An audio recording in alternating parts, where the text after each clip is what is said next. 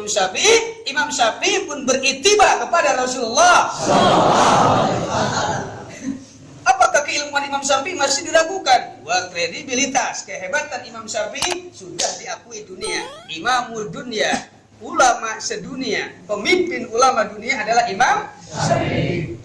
Imam Ahmad bin Hanbal pernah berguru kepada Al-Imam Syafi'i, Imam Rabi, Imam Za'farani, Imam Buaiti, Imam siapa lagi? Imam Muzani, Imam Muhasibi dan lain-lain.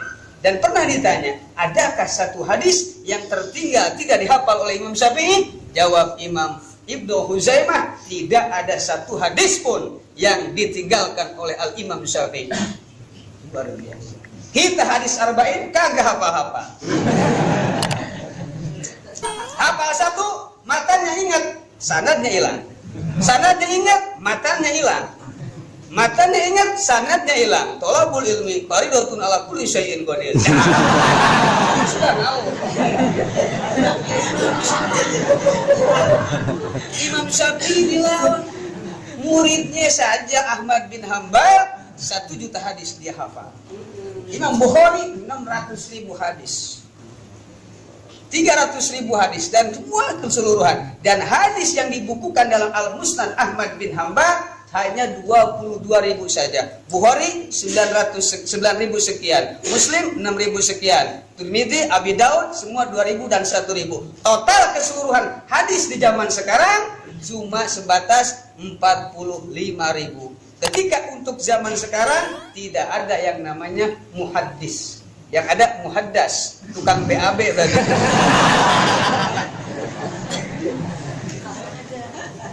Ini luar biasa keutamaan kehebatan Al-Imam Syafi'i. Dan Ahmad bin Hanbal selalu berdoa kepada Allah. Aku berdoa kepada Allah Subhanahu wa taala di setiap sujudku, di setiap sholatku aku berdoa kepada Imam Syafi'i. Berapa tahun Ahmad bin Hanbal? 40 tahun. Kenapa berdoanya cuma 40 tahun? Ya usianya sampai situ.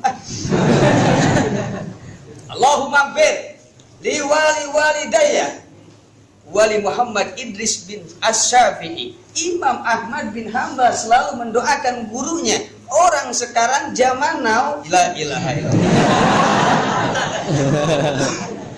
Mencaci mencibir Imam Syafi'i. Weh, lu siapa, bro? Ahmad bin Hanbal saja menyanjung Imam dalam sholatnya. Ini saya tidak mengikuti hadis sunnah dan lain. Yang jelas saya mendoakan guru.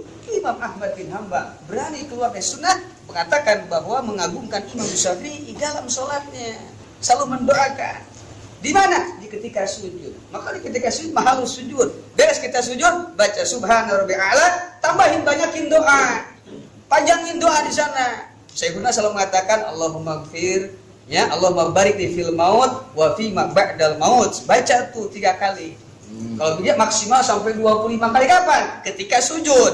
Makanya kita kalau berjamaah ada imam sujudnya lama, berarti lagi baca kayak gitu tuh. Tapi dengan catatan di depan mimbar itu tidak ada pohon duren yang durennya jatuh. Kalau memang imam sujud kelamaan depan ada pohon duren terus duren jatuh, dikhawatirkan imam nyeplos lewat jendela.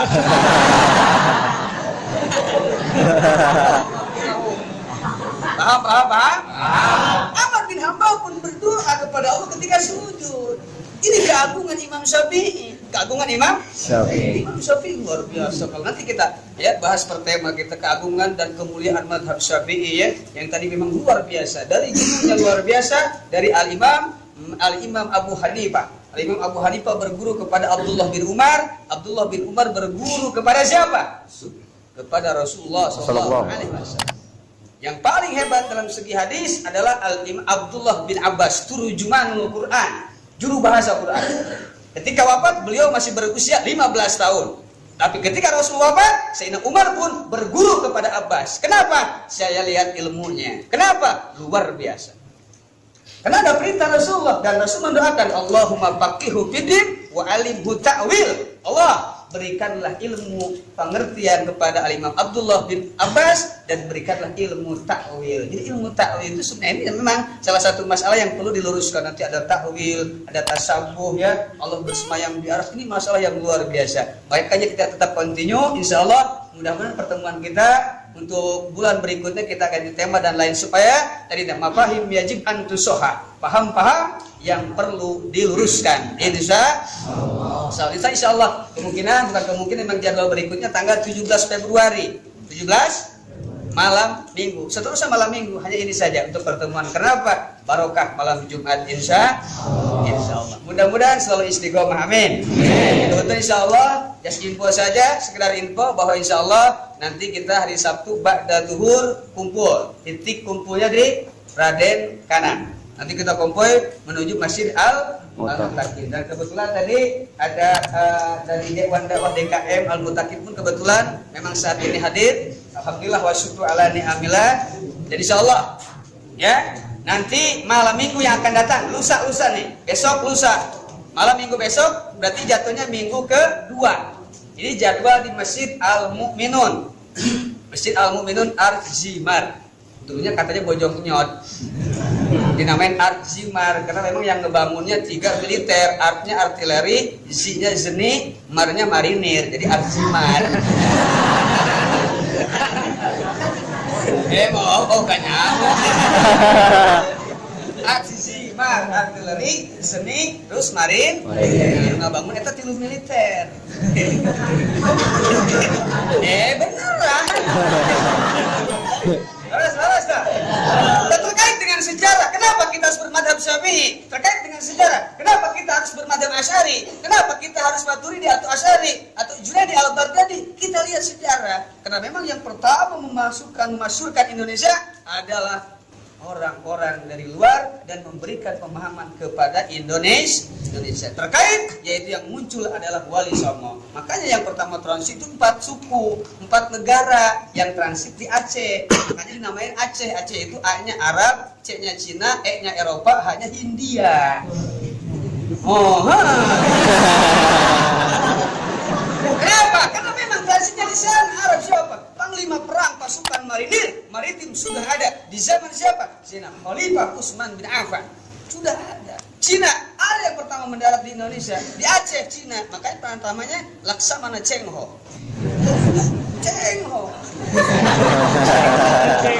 Laksamana Chengho. Dari Eropa, Prancis pernah mendarat satu laksamana bernama Napoleon Bonaparte.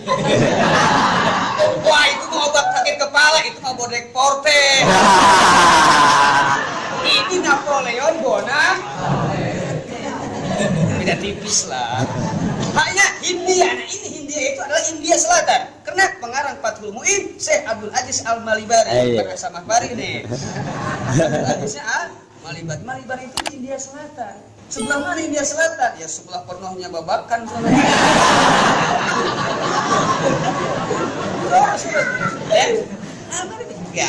Nah, siapa namanya? Syekh Abdul Aziz ini bawa kita Fathul Mu'in. Yang pertama berguru ke Syekh Al-Malibari siapa? Yaitu Syekh Muhi Papijahan.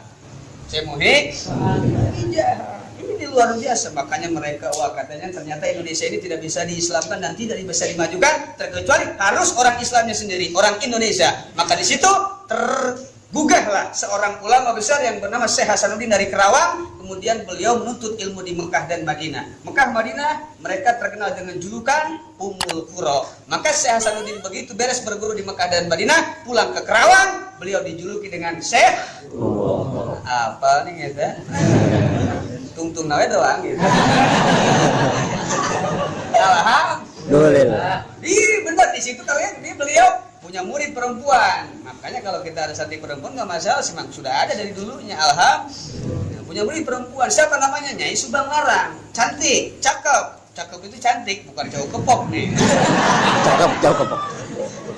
Cantik. Suaranya merdu. Indah luar biasa. Nah kebetulan saat itu memang ada raja Hindu yang kerajaannya meliputi dari Banten sampai Kerawang. Siapa namanya? Paman Nahrasa. Nah Paman Nahrasa ini kemudian sedang berburu, kemudian sedang hunting nih, bukan hangout, sedang hunting.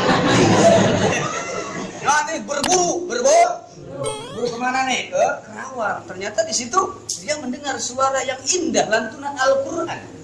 Lantunan kitab suci. Siapa yang baca Quran nih? Akhirnya Raja Paman Nahrasa ini alias falling in love, alias jatuh cinta. Wah ini cewek cakep juga nih, boleh nih. Boleh kan? Siapa gurunya? Nah, siapa yang nunjuk? Syekh Guru. Kalau ente mau nikah sama murid anak silakan, tapi dengan catatan lu harus masuk Islam. Oh, yang namanya kalau sudah cinta, gunung kan kudaki, lautan kan ku seberangi. Ya kan? Bila perlu petir gua pegang.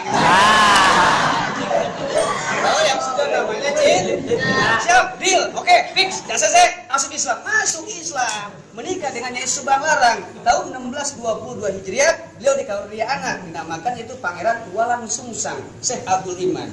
Terkait dengan sejarah itu kami musyawarah dengan Syekh Guna, kenapa dinamain Walang Sungsang? Oh, katanya beliau itu kalau wirid bawa kakinya di atas, kepalanya di bawah, nyungsang.